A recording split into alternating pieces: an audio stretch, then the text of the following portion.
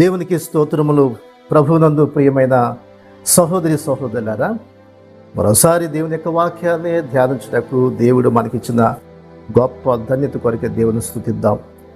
ప్రతి దినము ప్రతిరోజు దేవుని వాక్యాన్ని మీకు అందించడానికి ప్రార్థన చేసుకొని ప్రభువుని అడిగి సిద్ధపరిచి ప్రతిరోజు మీకు వాక్యాన్ని అందిస్తున్నాం. మీలో అనేక మంది వాక్యాన్ని వింటున్నందుకు దేవుని ఎంతో స్తుతిస్తున్నా. దేవుని వాక్యం ద్వారా ప్రతి ఒక్కరు కూడా బలపరచబడాలని, ఆదరించబడాలని, ప్రభు మహిమ కొరకు జీవించాలని యొక్క ఆలోచనతోనే సిద్ధపరుస్తూ మీ కొరకు ఈ వాక్యాన్ని అందిస్తున్నాం.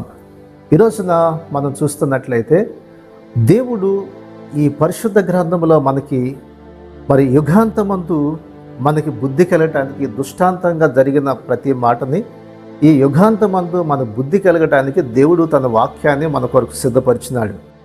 చాలామంది మనం చూస్తూ ఉంటాం, పెద్దలైనటువంటి వారు పిల్లలకు చెబుతూ ఉంటారు, అరే మా చిన్న వయసులో మేము ఎన్నో చేశాము, తప్పుడు అడుగులు వేసాము, కాబట్టి మేము చాలా దెబ్బలు తిన్నాము, నష్టపోయాము, కాబట్టి మీరు అలాగా తప్పుడు అడుగులు వేయద్దు, రాంగ్గా మీరు ప్రవర్తిస్తే నష్టపోతారని పెద్దలైనటువంటి వారు పిల్లలకు చెబుతూ ఉంటారు. యవనస్తులైనటువంటి వారు చూస్తే చాలా ఉద్రేకంగా ప్రవర్తిస్తున్నప్పుడు అనుభవం గల వాళ్ళు చెప్తూ ఉంటారు, నాయనా జాగ్రత్తగా ఉండాలి, బండి తోలేటప్పుడు బాగా ర్యాష్గా తోలొద్దు అంటారు. ఎందుకంటే కింద పడితే దెబ్బలు తగులుతాయి, నీకు మోచెప్పులు పగిలిపోతాయి, లేకపోతే కాలు ఇరుగుతాయి, ఎన్నో రకాలమైన సమస్యలు వస్తాయి. కాబట్టి ప్రయాణం చేసేటప్పుడు యవనస్తులు బండి ఎక్కారంటే ఎంత స్పీడ్కి వెళ్తాడో తెలియదు. అనుభవం గల వాళ్ళు చెప్తూ ఉంటారు, దెబ్బలు తిన్న వాళ్ళు జాగ్రత్తగా ఉండమని. అలాగే చదువులో చదువుకోకుండా కాలక్షేపం చేసి సమయాన్ని పాడు చేసుకున్న వాళ్ళు కూడా చెప్తాను, చదువు పాడైపోతే భవిష్యత్తు పాడైద్దని చెప్తూ ఉంటారు. నీ జీవితంలో పెద్దలు చెప్పేటప్పుడు లేకపోతే అనుభవం గల వారు ఎందుకు చెప్తారంటే, వారి యొక్క జీవితంలో జరిగిన సంగతి చెప్పటం వల్ల నీ యొక్క జీవితంలో అటువంటి నష్టము కలగకూడదని వారు నిన్ను గద్దిస్తూ ఉంటారు. అలాగే దేవుని వాక్యం కూడా మనల్ని ఏం చెప్తుంది అని మన బైబిల్ని ప్రతిరోజు మనం చదువుకుంటే ఈ పరిశుద్ధ గ్రంథంలో ఎంతోమంది భక్తుల జీవితాలు మనం చూస్తూ ఉంటాం. వారి జీవితాల గురించి కూడా, వారి మంచి గురించి రాయబడింది. వాళ్ళు దేవునికి అవిధేయులైనప్పుడు వారు ఏ విధంగా నష్టపోయారన్న విషయాలు కూడా రాయబడినాయి. దావీదు పాపం చేసింది కూడా రాయబడింది. దానివల్ల ఎంత పనిష్మెంట్ వచ్చిందో అది కూడా రాయబడింది. అంటే ఇశ్రాయేలు ఐగుప్తీ దేశం నుంచి వాళ్ళు బయలుదేరి కానానికి వెళ్ళే సమయాల్లో దేవుడు వారు ఏ విధంగా దేవునికి వ్యతిరేకంగా వాళ్ళు బ్రతికినారో, దానివల్ల వాళ్ళు కానాను చేరలేకపోయినారో మొదటి కొరింథీయులకు రాసిన పత్రిక 10వ అధ్యాయంలో పౌలు వివరిస్తున్నటువంటి వాడిగా ఉన్నాడు. చూడండి సహోదరులారా, ఈ సంగతులు మీకు తెలియకుండా మాకు ఇష్టం లేదన్నాడు. ఎందుకంటే ప్రతి మనిషికి తెలియాలి ఈ సంగతులను కూడా. అదేదనగా మన పితరులు మేఘము కింద నడిచారు, వారందరూ కూడా సముద్రములో నడిచిపోయారు.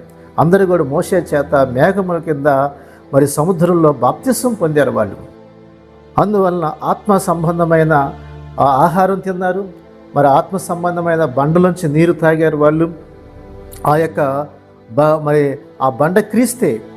అయితే వారిలో ఎక్కువ మంది దేవునికి ఇష్టలుగా ఉండకపోయారు కనుక అరణ్యములో వారు ఏమైపోయారంట, సంహరించబడ్డారు. ఎక్కువ మంది దేవునికి ఇష్టలుగా బ్రతకలేకపోయినారు. ఎందుకని? వారు ఆశించిన ప్రకారం మనం కూడా చెడ్డవాటిని ఆశించకుండా ఈ సంగతులు మనకి దుష్టాంతరముగా ఉన్నవి అన్నాడు. కాబట్టి ఈ సంగతులు దుష్టాంతరంగా మనకు సంభవించుకోకుండా దేవుడు ఈ వాక్యాలను మన కొరకు రాయించాడు. కాబట్టి దేవుని వాక్యాన్ని మనం అర్థం చేసుకోవాలి. కాబట్టి వాళ్ళు ఆశించారు. ఏం ఆశించారు? వాళ్ళు తినటం, త్రాగటం, ఆడటానికి లేచారు వాళ్ళు.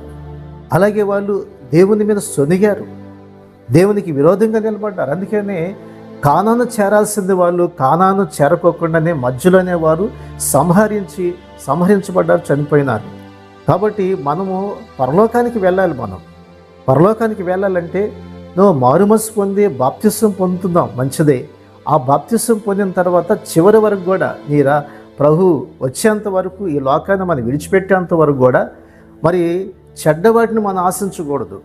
అలాగే మనం ఆ ఇశ్రాయేల్ వల్లే మనం కూడా వాళ్ళు ఆశించినట్లు కూడా మనం ఆశిస్తే చెడ్డవాటిని ఆశిస్తే మనం కూడా మన జీవితంలో ఆత్మీయంగా పడిపోయి దేవునికి దూరం అయిపోతాం. అందుకనే పౌలు ఈ విషయాన్ని రాస్తున్నాడు. కాబట్టి వాళ్ళు ఆశించినట్లుగా మనం కూడా మనం చెడ్డవాటిని ఆశించకూడదన్నాడు. జనులు తినుటకు త్రాగుటకు కూర్చున్నారు, ఆడుటకు లేచారు అని వ్రాయబడిన వారిలో కొంతమంది వల్లే మీరు విగ్రహారాధనకులై ఉన్నారు అన్నాడు. కొంతమంది మరి దేవుని విడిచిపెట్టారు, మరియు వారి వల్లే వ్యభిచరింపక ఉన్నట్లుగా చూసుకోమన్నాడు. కాబట్టి వారిలో కొంతమంది వ్యభిచరించినందున ఒక్క దినమంది 23,000 మంది కూలిపోయినారు. కాబట్టి ఆ వ్యభిచరించడం వల్ల వాళ్ళు 25,000 మంది కూలిపోయినారు. సొనగటం వల్ల చాలామంది సర్పముల చేత మరి చంపబడ్డారు. ప్రియ సహోదర సహోదరి, మరి దేవునికి ఇష్టలుగా మనం జీవించాలి. అలాగే యుగాంతమందు మన బుద్ధి కలగటాన్ని రాయించాడు. కాబట్టి ఎందుకు దేవుని వాక్యం మన యొక్క భక్తుల యొక్క జీవితాలు మనం చదువుతున్నప్పుడు మనకు అర్థమవుతుంది మనం ఏ విధంగా నడుచుకోవాలో. సొలొమోను కాలంకి వచ్చింది. సొలొమోను తర్వాత రెహబాము కాలం వచ్చింది. మొట్టమొదటి ఇశ్రాయేలుని సౌలు పరిపాలన చేశాడు 40 సంవత్సరాలు. ఆ తర్వాత దావీదు పరిపాలన చేశాడు 40 సంవత్సరాలు. దావీదు కుమారుడైన సొలొమోను పరిపాలన చేసింది 40 సంవత్సరాలు. సొలొమోను తర్వాత రెహబాము వచ్చాడు. రెహబాము వచ్చినప్పుడు చాలా చిన్న వయసులోనే అతడు రాజరికంలో వచ్చినప్పుడు మరి ఇశ్రాయేలు యొక్క పెద్దల దగ్గరికి వెళ్ళి ఏ విధంగా పరిపాలన చేస్తే బాగుంటుందని అడిగినప్పుడు ఆ పెద్దలు అనుభవం గల వాళ్ళు అన్నారు, మీ తండ్రి నడుము మీద భారం పెట్టాడు, నువ్వు అది చులకన చేస్తే అందరు నేను సేవిస్తారయ్యా అని సలహా ఇచ్చారు. మరలా ఈ రెహబాము ఏం చేస్తాడంటే తన వయసు గల వారి దగ్గరికి వెళ్ళి సలహా అడిగితే వాళ్ళు ఏం చెప్పారంటే, వాళ్ళకి అనుభవం లేని వాళ్ళు కదా, వాళ్ళు ఏం చెప్తున్నారు, మీ తండ్రి నడుము మీద బరువు పెడితే భారం పెడితే నువ్వు చిటికినేళ్ళ మీద భారం పెట్టమన్నాడు, ఇంకెక్కువ భారం పెట్టమన్నాడు. అయితే అనుభవం లేనటువంటి వారి యొక్క మాట విన్నాడు తప్ప అనుభవం గల వారి మాట వినుకోకుండా ఏం చేశాడంటే తన ఈడు గల వారి యొక్క మాట వినటం వల్ల ఆ భారం భరించలేక ఇశ్రాయేలీయులందరూ కూడా ఆ రాజ్యము వేరైపోయింది. ప్రియ సహోదర సహోదరి, ఈ రోజున అనుభవం కలిగినటువంటి వారు అనగా మన పితరులు వాళ్ళు నడిచిన నడతను మనం గనక గ్రహించుకొని జాగ్రత్తగా నడిస్తే మన జీవితము చాలా ఆశీర్వాదకరంగా నడుస్తుంది.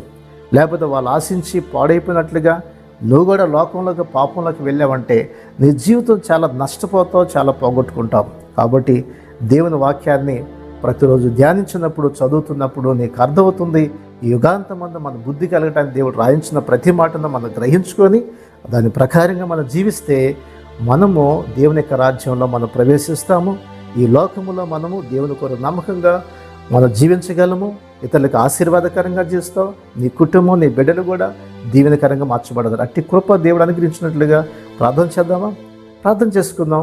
పరిశుద్ధుడా, ప్రేమగల తండ్రి, వాక్యాన్ని విన్నా మా ప్రియ సహోదరి సహోదరులందరి కొరకు ప్రార్థిస్తున్నాం. ప్రతి ఒక్కరిని కూడా దర్శించిన ఆయన ఆ దినాల్లో ఇశ్రాయేలు నాయన ఏ విధంగా ఒకే నాయన ఆహారం తిన్నారు, ఒకే బండ నీరు తాగినారు. సముద్రంలో వారు బాప్తిస్వం పొందారు మోషే ద్వారా. మరి ఆత్మ సంబంధమైనటువంటి యొక్క మరి నాయన ఆత్మీయంగా వారు ఆయన ఆ యొక్క బండ నుంచి నీరు తాగినారు. అయినప్పటికీ అనేక మంది నీకు ఇష్టలుగా లేకపోవటం వల్ల అరణ్యంలో చాలామంది సంహరించబడ్డారు. కాబట్టి యుగాంతమందు మాకు బుద్ధి కలగటానికి ఈ విషయాలు మాకు తెలియపరిచినప్పుడు మమ్మల్ని మేము సరి చేసుకొని నీ వాక్యానుసారంగా జీవించే జీవితాలు ప్రతి ఒక్కరికి అనుగ్రహించమని యేసు నామమున అడుగుచున్నాం తండ్రి, ఆమేన్. ఈ శ్రేష్టమైన సందేశం మీకు దీవెనకరంగా ఉంటే 10 మందికి షేర్ చేయండి, లైక్ చేయండి, మంచి కామెంట్ పెట్టండి.